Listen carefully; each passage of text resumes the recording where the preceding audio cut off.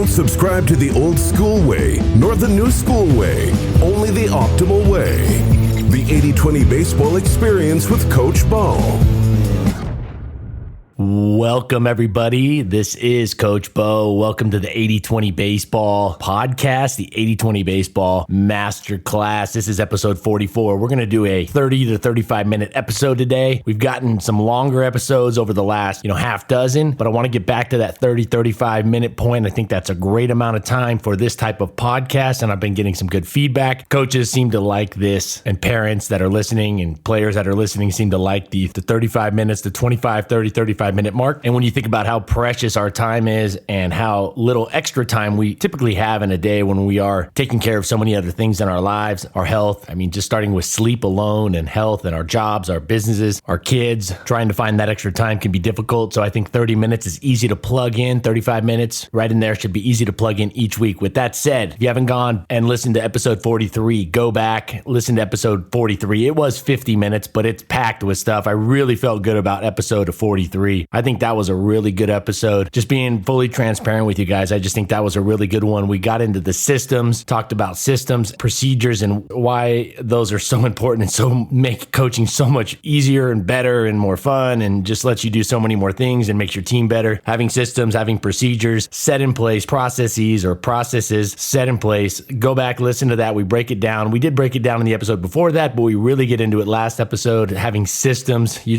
got to be a coach with systems. Most of you have them, whether you know it or not, but just systematizing almost your entire training routine and then varying it and adjusting as you get better and tweaking it and getting better as you go. Absolutely. We also talked about one of the best situations to tell if a player is truly a team player. Go check that out. There's really an acute situation that comes up every once in a while or every other game or sometimes every game that it will tell you a lot about a player's if he's a team or she's a team player. Also, I shared step 4 of the fourth ingredient of what makes elite drills. So go check out episode 43 if you haven't done it. Quick shout out to a couple coaches that I've worked with or had when I was younger. Well, I guess they're all when I was younger, right? Everything's when you're younger. Nothing's when you're older, right? Because it doesn't exist yet. It reminds me of a funny joke by Mitch Hedberg. Mitch Hedberg passed away in the mid-2000s. Too early. He was young, but one of the great comedians I thought of the last 20 years. And Mitch Hedberg had a joke of, here's a photo of me when I was younger. I'm not even going to try to do it justice. Go Google it. Mitch Hedberg, great comedian, just some great one-liners, just some really cool stuff. But he would talk about, there's a photo of me when I was younger. But yeah, these coaches, Pat Wren was a coach that I had in high school. Coach Pat Wren was a coach that I had in high school, a baseball coach, and he just made the game fun. You knew he was never your friend as a coach. And Coach Pat Wren, I believe, is at Yorba Linda High School in Southern California right now, is still coaching. And he never made you think that he was your friend, but he was always friendly. He was always positive. And he won I think 9 or 10 straight league titles, but he also had a blast and the players loved playing for him. And he was just a nice, positive person. Coach Pat Wren really gave me that first kind of taste, other than my dad, of a coach that really you could like being around and was fun and was really nice and kind, but also won. I also worked with a great coach and I still work with him. We talk a lot. Eric Smith, he's up in northern Idaho now. SoCal guy, moved up. Coach and Eric and I are really close. And one thing with Coach Smith that I really thought was great is that he's always learning and he's always open-minded and he checks his ego. Eric's just a great guy and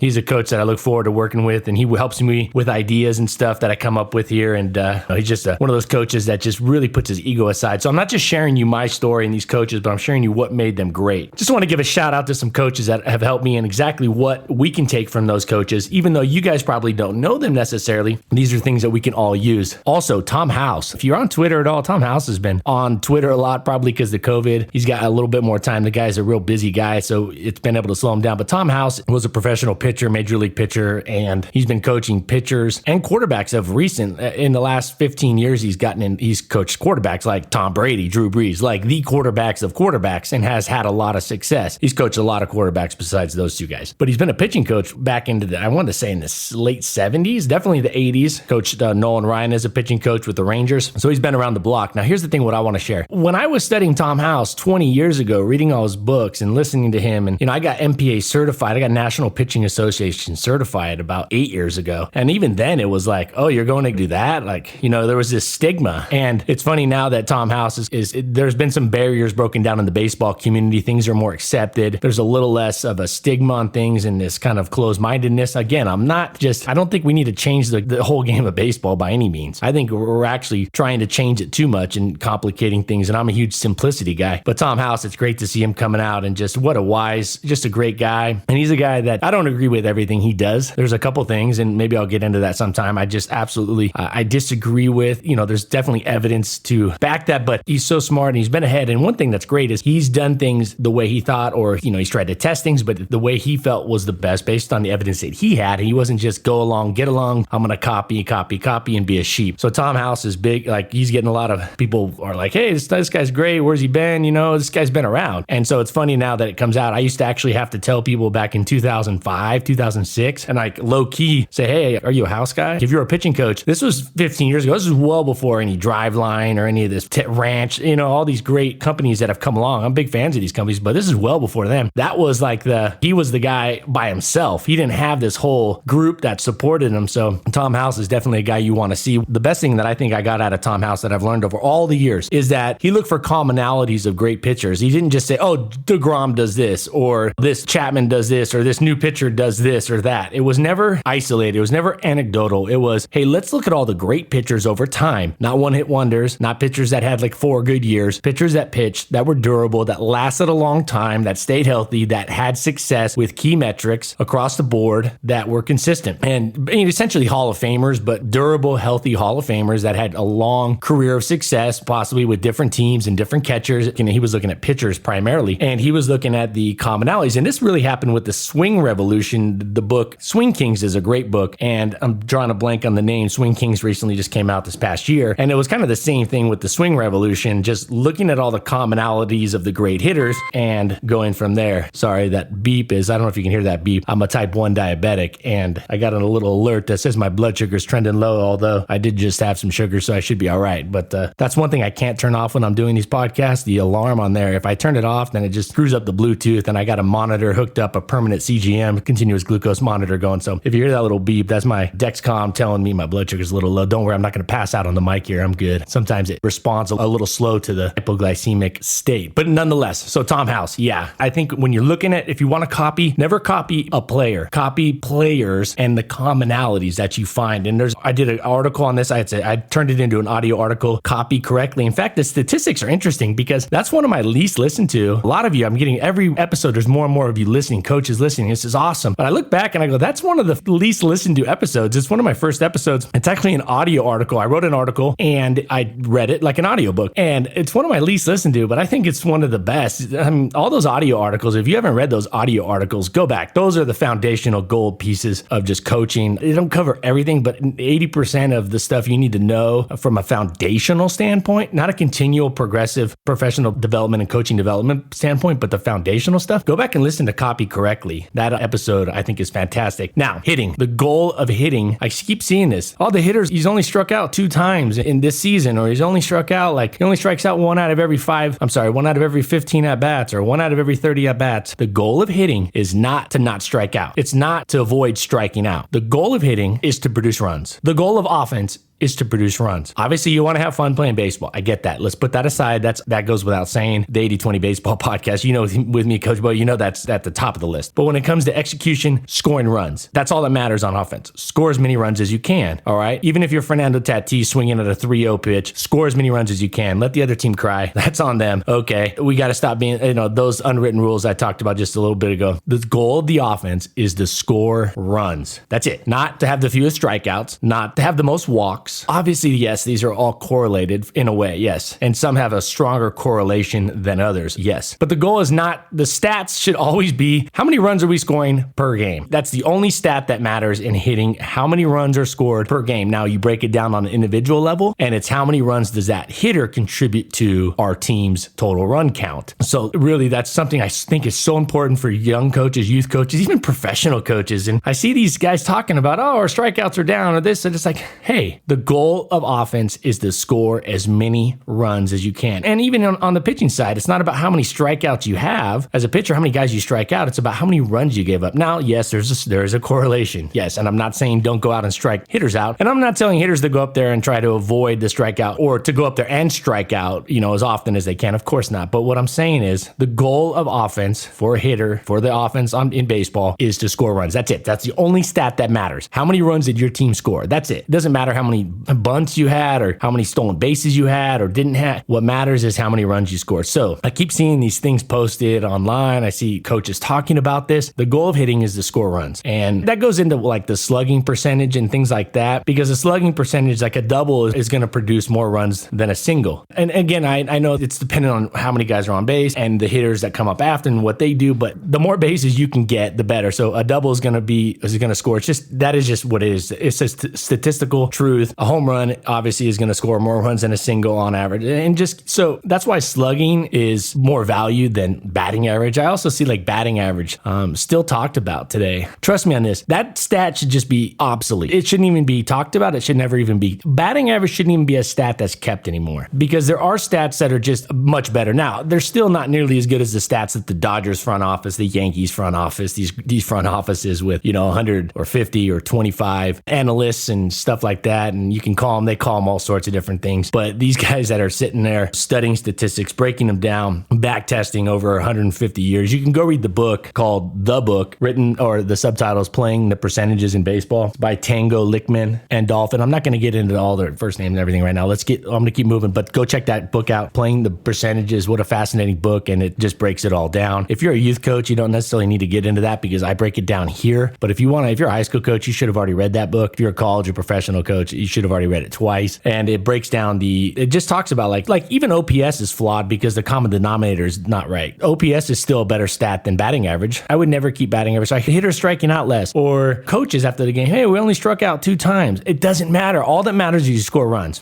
Now, there's some things you could talk about that are a little more correlated with that, but not striking out a lot has less of a correlation with driving doubles and triples and driving the ball to the wall. I'm not going to say uppercuts and these huge launch angle swings, but driving the ball, hitting the ball hard. And also, really the most important thing is having a good approach, swinging at pitches that you can drive with less than 2 strikes, not swinging at the pitcher's pitches, not swinging and chasing with less than 2 strikes. And with 2 strikes, definitely not going down looking. Make sure that you do swing so you're not taking pitches that are in the strike zone with 2 strikes, but you're also not chasing. So it's plate discipline with an aggressive swing. Those combined, that's really the ultimate goal of hitting. And how that shakes out statistically is how it shakes out. You're looking to drive the ball. You're looking to get a good pitch to hit and have some discipline, have a good approach. So yeah, don't get caught up in this whole like strike out less and this and that. Sure, they're correlated, but those are just symptoms of good or bad approaches. And don't coach to the stats. Use the stats to help you coach. Don't coach to the stats. Don't be results-based coaching. Work a process, use the results as measurement, and then go from there. But the ultimate measurement for hitting an offense is how many runs you score a game. So if you want to play small ball, how many runs do you score a game, right? If you want to play drive the ball and hit the ball hard, they call it gorilla ball back in the 90s for LSU and college baseball. I mean, what scores runs? What wins games? Well, offense is not as correlated as it is in football. Think about this. This is a little deeper. Some of you guys might find this interesting. In football, I'm not a big fan of this hurry up offense insofar as that it affects your defense because there's a clock. So in baseball, there's no clock. It's out. It's not a clock. So there's no scoreboard with a clock on it. But in football, a hurry up offense affects your defense because you use less time. You take less time and there's less time. And that's more of an endurance sport, obviously, than baseball. Baseball is not really an endurance sport per se. It's not a cardiovascular, cardiorespiratory type of test for the most part, where football is. So I guess what I'm trying to say is score as many runs as you can on offense. And in football, trying to score as many points as you can, whether that's touchdowns or field goals, will inevitably affect, because those high scoring offenses, those fast paced offenses score more points. But they typically, if you look at the defenses, they give up more points because the defense is out there for more plays. The defense gets less rest, and rest doesn't really correlate or translate over to baseball, but it does translate over in that you can't use them as a comparison. So you can't say, well, our offense is scoring runs, it's going to affect our defense. Not in baseball necessarily. Now, it might affect the pitcher a little bit, right? Because they need to come up with an in-between inning or a kind of a plan to stay warm and loose and sharp. If you have a long inning, you score a lot of runs. But hitting is about scoring runs. So don't get caught up in these stats that, necessarily striking out more, walking. You use those as gauges. Use those as a gauge, as a measurement. But at the end of the day, all that matters is how many runs you're scoring. This is another one I keep hearing hearing is, hey, pitching velocity's up and pitchers are really doing great and pitchers are doing great and hitters. I hear this at the major league level. I hear major league coaches talking like this and these guys that train the major league players. Well, the hitting's got to catch up to the pitching. The pitching is ahead. They've done this stuff. They use the technology. They've been progressive. They've used all these things. They've used the plyo balls and things, which I'm a big fan of this stuff. But they said, oh, and then I look at the ERAs and I go, oh, that's interesting. The ERA in 2019 was at a 13-year high. It is literally the ERA in Major League Baseball has gone up 13 straight years. There might have been in 1 year where it dipped a little, but then came back. 13 straight years it's gone up. It's literally at like an all-time high ERA. The ERA is all that matters when it comes to pitching. Now you can get into ERA minus and things like that where the stat might be isolate the pitcher a little bit more like fit, fielder, independent pitching. But at the end of the day, that's just a great stat. Earned run average. Like how many runs are you giving up, pitcher? All right. And hitters got to, because pitchers are throwing harder and they're doing all this cool tech training stuff. And now I'm looking at the numbers and I'm like, well, they're giving up more runs. So it looks like the hitters are actually doing better. The offenses are improving. Now, granted, part of that's the baseball that was changed. It's funny how Verlander said something about the baseball and everybody chastised, they blasted him. Oh, the baseball. It's like, yeah, the baseball definitely was changed. I think it's great. MLB should definitely do that. When I'm watching highlights, it's great to see 4 or 5 home runs a game. I don't want to see 100. I don't want to dilute the importance or the kind of that exclusivity of a home run. I like, if everybody's hitting them, it doesn't make it a lot of fun. But I do like to see the ball. I don't mind a little bit higher scoring game. I don't mind ERAs, average ERA being 5.5. I don't need it to be 2. If you get crazy and that, then we don't want to get into that rec league softball stuff where you're dropping, 22 to 19 scores. But so anyways, now for the last part, drill mastery, building elite drills, ingredient number 5, part 5. We're going to finish here with a bang. I know I've moved through a lot of different things, but I think you guys are all smart enough to grab pieces of everything I've just talked about. Now we're going to dive into something here for about 5 to 10 minutes. The 5th ingredient to building elite drills. Remember, elite practices are efficient. You train the right things, but then when you get into the actual training of the drill, the environment, you can use whatever term you want. I like the word drill.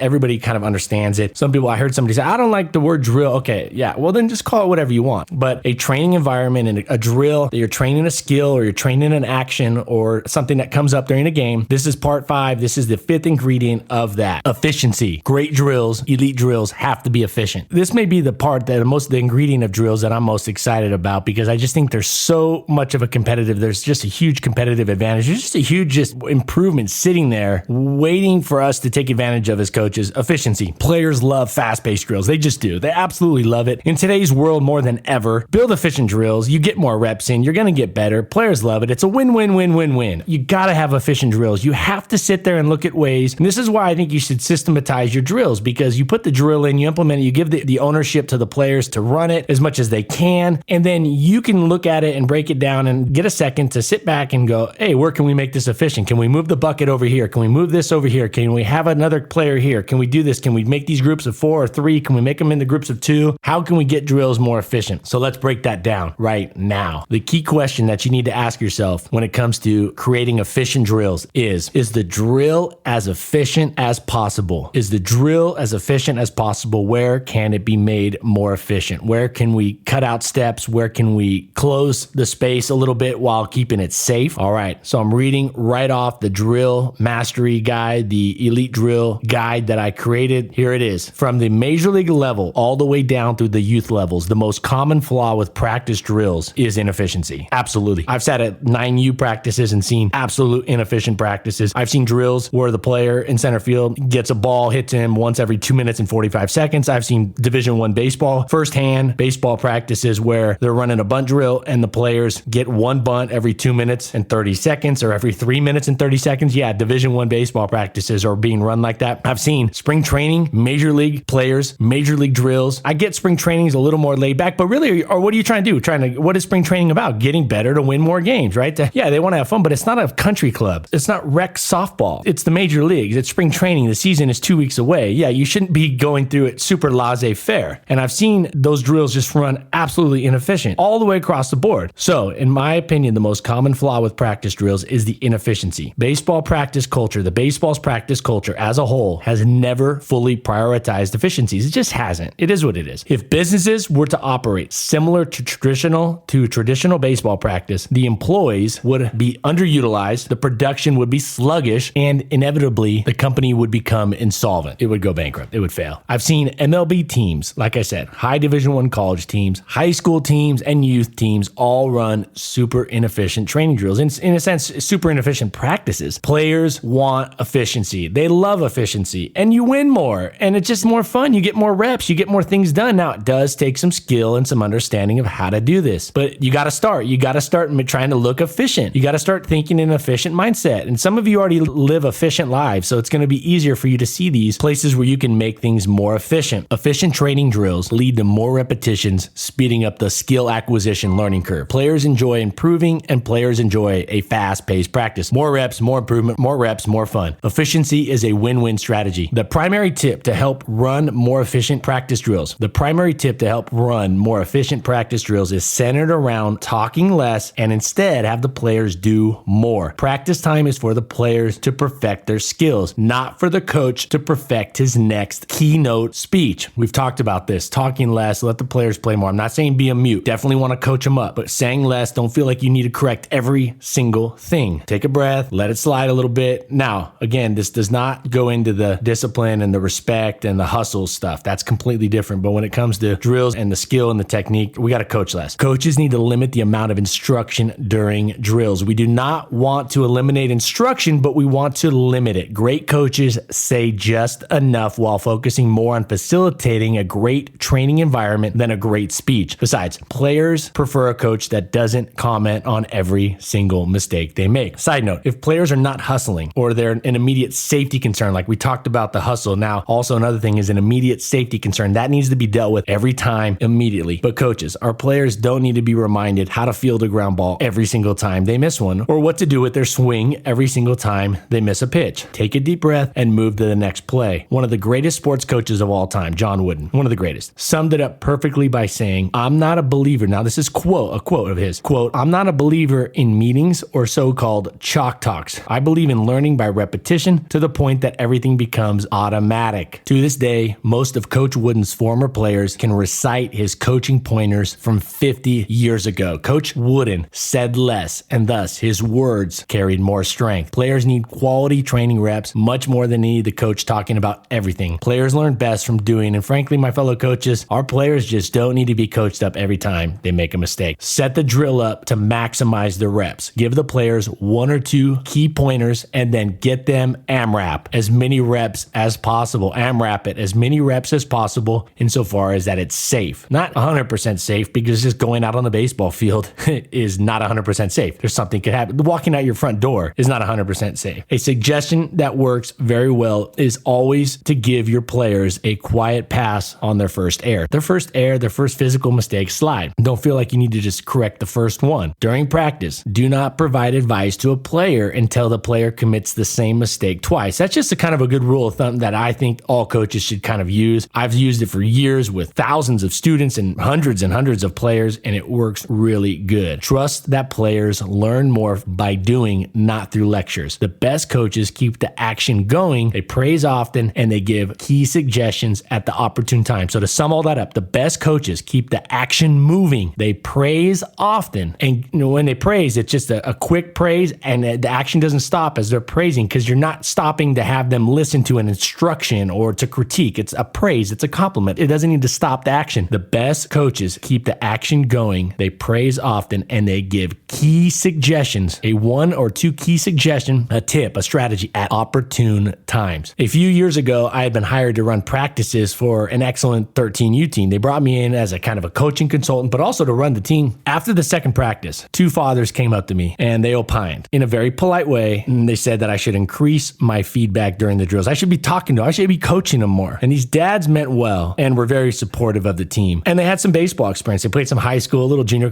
So they thought that qualified them to be an expert at baseball. While none of us know everything, these coaches, I think, and this is something that affects baseball community a lot, is a lot of the dads, a lot of the parents have baseball experience. And so they think that leads them to being experts. And having some experience playing high school, playing college, that doesn't make you studying it through and through for decades on end can get you close to being an expert, but never perfect. And so they came up to me, and these were smart guys, but they ran businesses that were different. One was real estate, one did photography. And I think they just thought you were supposed to talk and coach the entire practice. So I understood where they were coming from. And that my job wasn't, I'd been around so many coaches. This was kind of the status quo. So it wasn't anything new. So to paint a quick picture for them, I described the example of how infielders have 4 seconds to field the ball cleanly cleanly, less than 4 seconds to field the ball cleanly, transfer, and make a good throw to first base. And that 4 seconds doesn't allow players to sift through pages of notes, of mental notes, then accurately weigh those options, formulate a solution, and make the play. All right. I followed up by saying to them that I have a firm belief that talking is a small part of coaching, and that these guys that hired me, they brought me out here to strengthen the players' skills, not to strengthen their ears as if in a lecture hall. I said it politely. It was kind of just, hey, you guys brought me out here to coach up the players and get them better. Not, and how I do that is how I feel is the best way, or at least better way than talking a lot, I feel was more quality reps. Now, both dads chuckled when I said that about the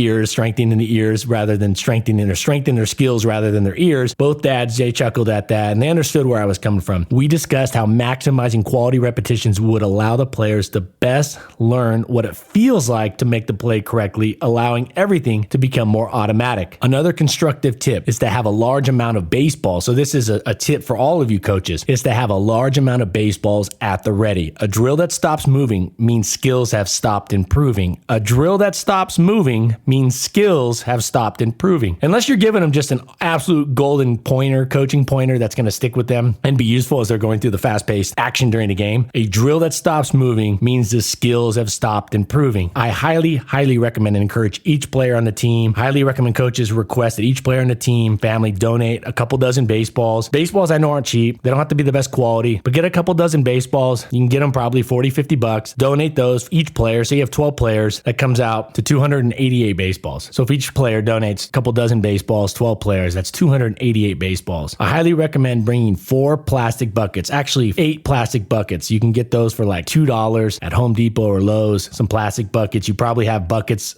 lying around. They don't even have to be buckets. They can just be carried quickly and have some strength, because baseballs do add up in weight when you dump a bunch or pile a bunch into a bucket. I highly recommend you have 8 buckets, 4 full of baseballs and 4 empty. And so those play into the drills. Having empty buckets is for collecting, while the other buckets, you're using the baseballs from those buckets, whether it's to throw them or to hit them or to use them for whatever drill. Having baseballs, having a lot of baseballs and not having to stop to pick up baseballs, especially like batting practice and things like that, or ground ball drills, fly ball drills, being able to go through a lot of reps before you got to collect them all. But as you're going through it, and when you have these empty buckets, players should be collecting them quickly into those buckets. So there should just be a quick transition when the bucket that you started with that was full becomes empty. So also always time your players when they're picking up baseballs during or after a drill or between drills. Time it. Fewer and faster ball parties equals more time for skill development. Do note that to not help lose baseballs, I do recommend quickly counting the baseballs at the beginning and end of practice. Any missing baseballs should result in team bear crawling. You could even number the baseballs. All right, number them 1 through 288, and any missing baseballs should result in a team bear crawling 50 or 100 feet for each baseball. I'm telling you, players don't like bear crawls. They're super safe. You can do them pretty much anywhere on the grass, anywhere, and they don't like them, and they tire the heck out of the players, and they don't want to do them. That's not a position. Crawling on the ground like a fast bear crawl is not something that they're really super conditioned. Even a good athlete is not super conditioned to do, so it really gets them exhausted. They don't like it. They're going to find those baseballs. They're not going to throw it away when you're not looking and just kind of like, and they're going to go get that baseball from the parking lot. They're going to go get it from under the fence. They're going to go get it from wherever it is, buried behind the trash can in the dugout. So any missing baseballs, that's how I would do it. I would time transitions. I would have buckets ready to go, empty buckets to collect as the drill's going on. I would have a lot of baseballs so you don't have to stop for ball parties. All right, lastly, we want to create drills that safely shorten the distance between reps. Shorten the distance between reps. Good example of this was in the movie The Founder. Good movie about McDonald's starting up, and the McDonald's brothers, and you'll see it in there, the McDonald's brothers used to serve up burgers at an unprecedented pace because they designed the kitchen to shorten the distance between each subsequent step. So the cooking process, whether it's the fries or the burgers, the kitchen was designed just like you would design a drill to shorten the distance between each subsequent step. So these are just having a lot of baseballs, shortening the steps. You got to keep it safe too. So you don't want to have everybody so close together and things happening so fast that there's a safety issue. Okay. But that just goes with also getting awareness from your players, making them pay attention. Should not be running across the field with their head down thinking about the last play or whatever, daydreaming. They should be paying attention. So another thing is another example is many of the great Brazilian soccer players learned to play the sport in spaces much smaller than a regulation field, giving them a much higher quantity of reps. That's a big thing. They used to get a lot. I remember, I don't know if it was, I think it was Neymar, and Neymar is the biggest flopper probably out there in soccer, and I can't stand flopping in any sport, but Neymar did talk. I believe it was Neymar, or it might have been Messi, who's Argentinian. They were talking about they were doing drills and these games in small spaces, so they got a lot more reps. That's another way to look at it. So you got to be careful with the authenticity, because baseball is played on a baseball field. The field for your leagues are going to be set, so you don't want to get so small that it messes with the authenticity, like you're not making full throws and you're making these kind of half throws, or you're going to create bad habits. So you got to be careful with that. But when it comes to fielding ground ball things, you can just be creative with it, but smaller spaces help, condensing things as long as they're safe, having a lot of baseballs. There's a bunch of ways. I don't want you just to go out there and look for just these ways, but go out there and look to make your drill more efficient. Just make it more efficient. However, and be creative with it. Find a way to get more reps in, keeping it safe, but getting more quality reps in less time. Time transitions. Time the transitions. 45 seconds. Every